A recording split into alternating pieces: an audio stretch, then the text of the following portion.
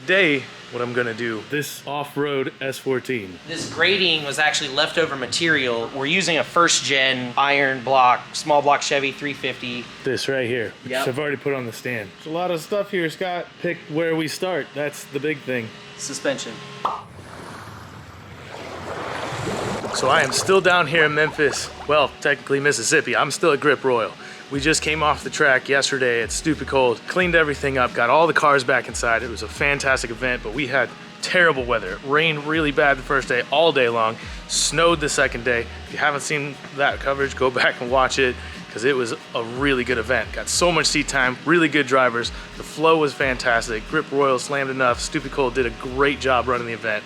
Spent more time on track than on grid, and more time on track than off track. But today, what I'm gonna do is, maybe you've seen it, maybe it's been in the background and we'll talk about it a little bit, but this off-road S14. So this thing's been sitting for quite a few years, and Scott really wants to get to it. It's been sitting around there. They kind of got to working on it, but lost a little bit of momentum. Now they got all these different parts for it, new arms and stuff from ISR Performance. They got all the motor and trans stuff from Holley Performance, so got a rack to root through, new parts, and then we're gonna discuss some ideas of what we should do to this thing.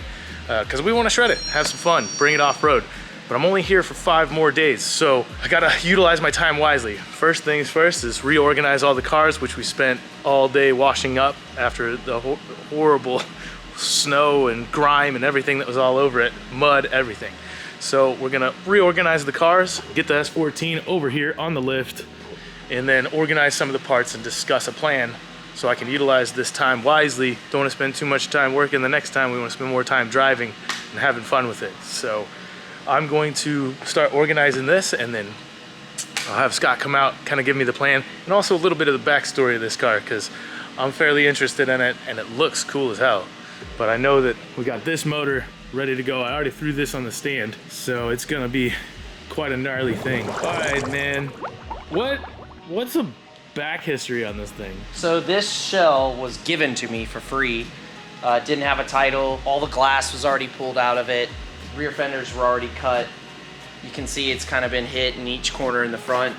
You can see that. And I want to say this firewall was already smashed into, but we may have done that years ago. I can't remember. Just preparing for the distributor to be there. But yeah, ideally the car was already pretty much a stripped down shell, and we picked it up, threw it on the trailer, and I was like, well, you know, it would be crazy, man, is if we stick a small block in it. And you know, with my dad's history, he's a small block Chevy 350, 305 guy, so I kind of figured he'd have one laying around. He did, so that's what we're gonna do. I talked to him earlier. I had to go by Scott's dad's house to pick up some stuff, and he was talking about it, and we were talking about this car.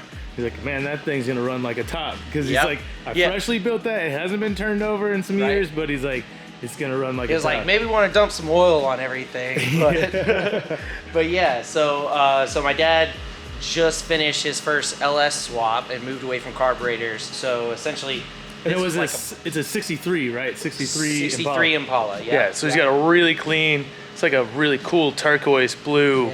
63 Impala, it's gorgeous. And then looking in the engine bay, it's like new 5.3 LS with everything on it. It looks beautiful. Yeah, it's super nice. He's super proud of it. I'm proud of him because he's never done a like modern swap. Yeah, modern swap. Yeah.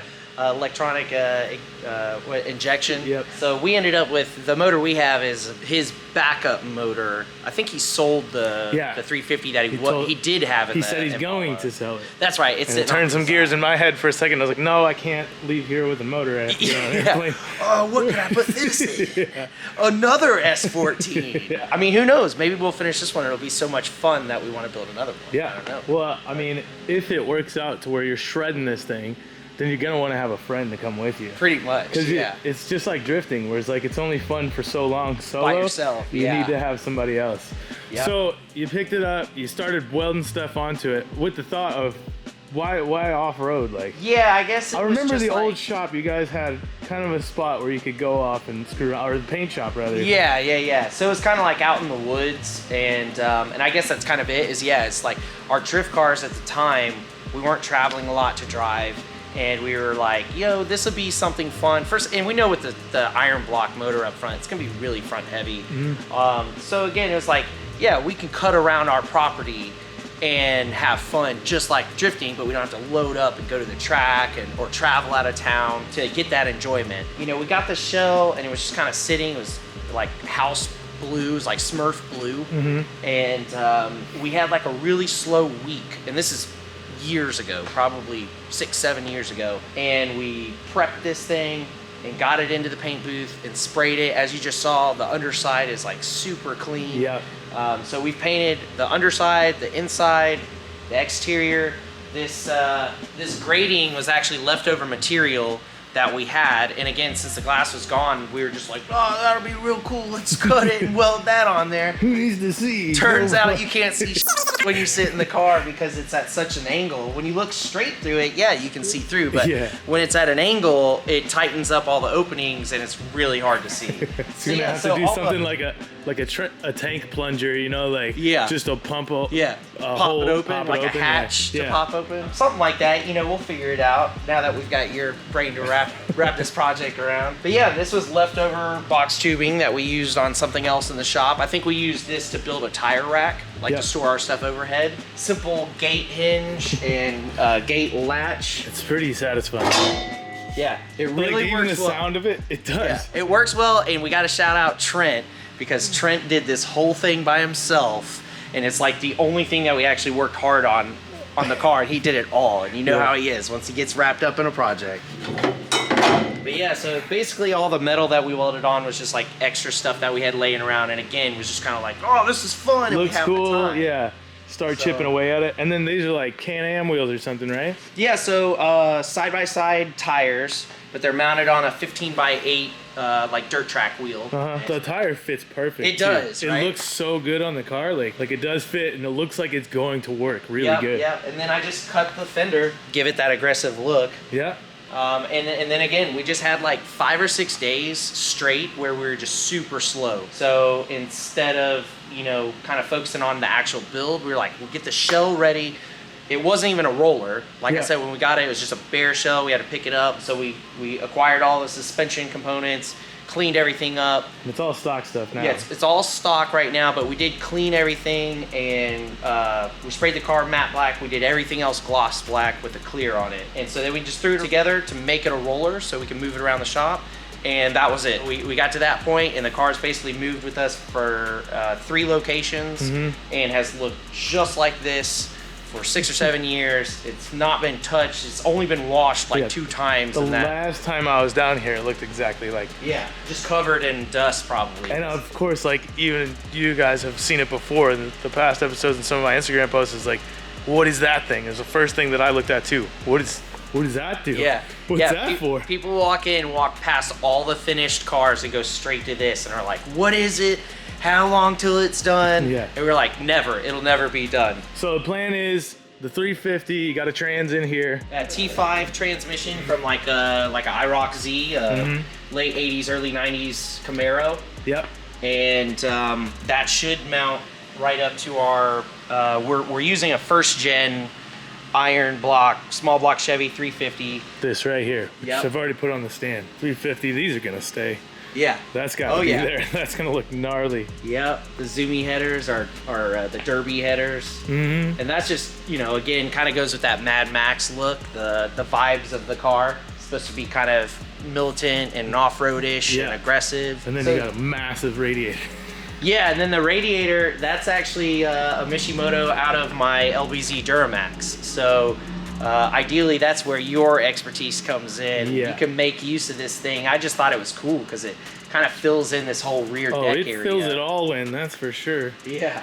But yeah, I mean, my thoughts on it were, I was talking to Scott about it earlier, is like, like to do a 4-point cage because you're gonna get rowdy in this thing. Oh yeah. At least a 4-point cage with a main hoop and some drop bars, maybe. And we don't really need door bars because this is pretty stout. Yeah. Yeah. And ideally, we're not gonna be like tandeming or anything. So it's really just until you build the second one. Yeah. So it's just to like be able to hop in and out of without opening the door. Yeah. Someone should be able to get in and out for safety reasons and just for ease of access. Yeah. So then from there is like, I was thinking this is where we can modify the radiator fit off of the 4-point drop bars, and it's a good steady spot, and we can make some kind of way to bleed this off real nice so we don't have to worry about it ever, and that'll be the highest point.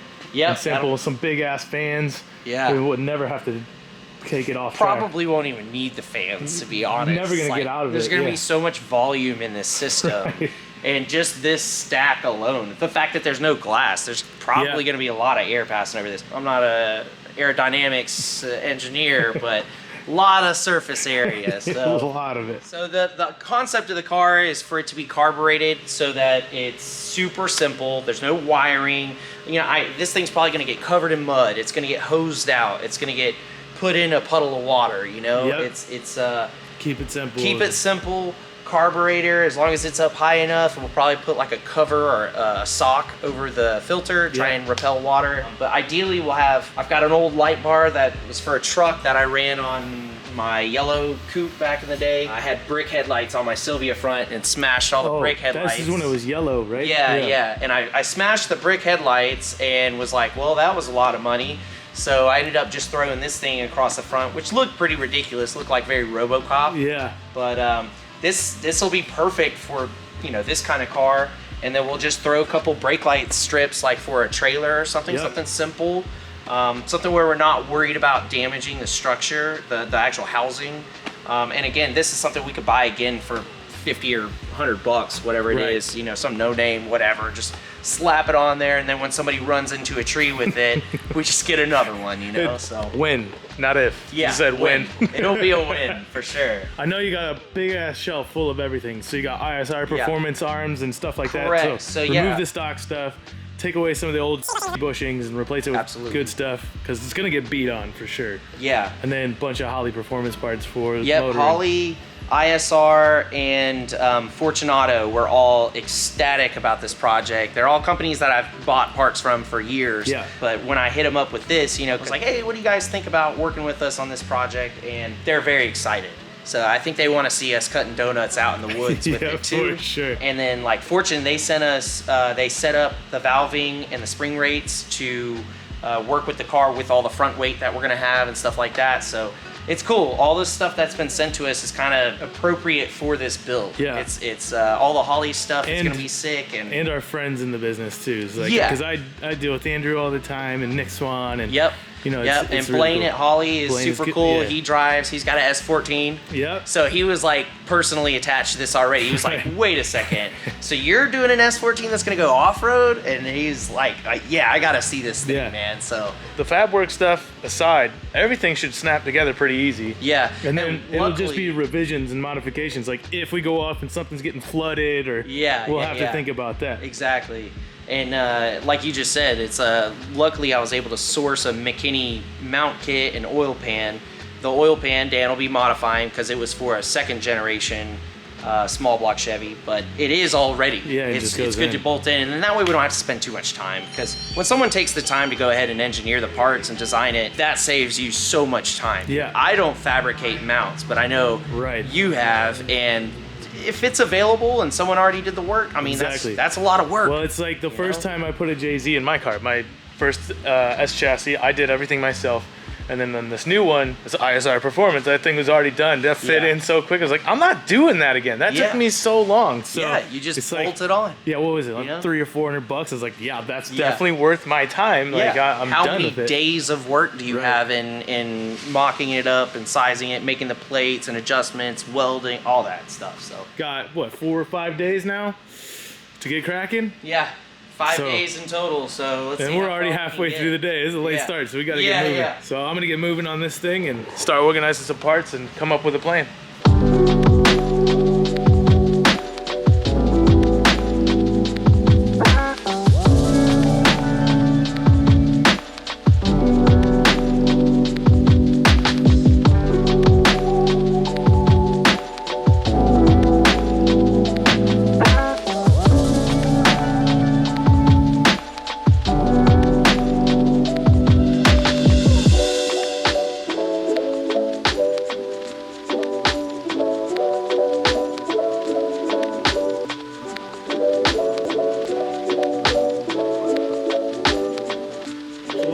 Here, Scott. Now pick where we start. That's the big thing. Suspension.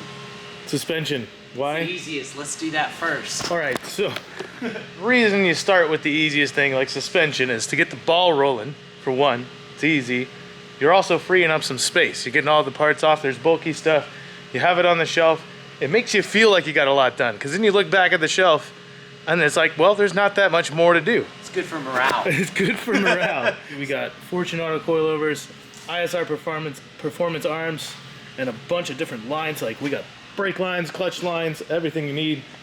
And then once we're done with that, we'll start digging into the motor stuff, which we got all the stuff to dress up from Holley and put on here. So we got push rods, and not too bad today. I think we'll try and knock this out real quick. He wants to open that box of coilovers. I do. That's what it is. It's always a nice feeling. It's so satisfying to pull out a fresh coilover right. Oh. Should we jack it all the way up too? Yeah. Because these are generally pretty low. Oh yeah. As far as like the damper length. Yeah. Yeah. Well, you remember it's gonna have two different sets of wheels on it. Yeah. Two completely different purposes. That's cool. That's cool. Because you can slam it and put something else on it if you want to and drift it. Some big boy stuff. Multi-purpose. Dude, I can't wait to see this like grid life or something, you know? Exactly. Like what a weird car to have out. Yeah. Stupid cold next year. Colorado. It sucked to not have a windshield. At Colorado, they do like an off-road track and have the drifting. So, register one car for both. Yeah. Yeah. And maybe figure out a time attack stuff. They're gonna be like, you gotta do a lot more roll cage and rules for that. So maybe we'll stick with some off-road I stuff. think you should keep doors on it. Yeah. We'll get started. I'm gonna jack this up a little higher, get the wheels off, get some of the suspension off, open up some new boxes, and get rolling. What is this called? The Way of the South S14. The Way of the South. That's the build process. That's what they do. They put big muddy tires on it and go run it through a mud hole. That's all people do around here. The Way of the South. Well, let's begin the Way of the South.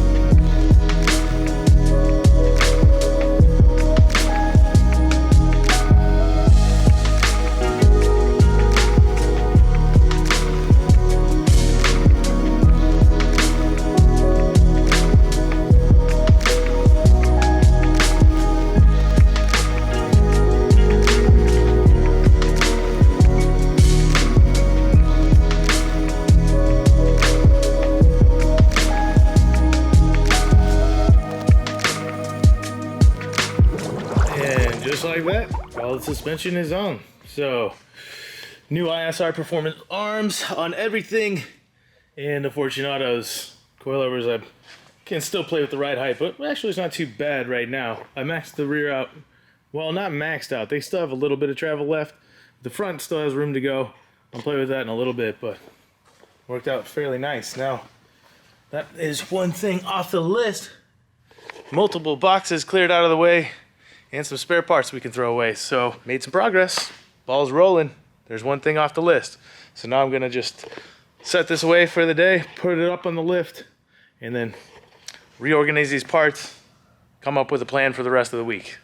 But for now, pretty happy. Got everything organized, out of the way, and suspension's done. Moving right along.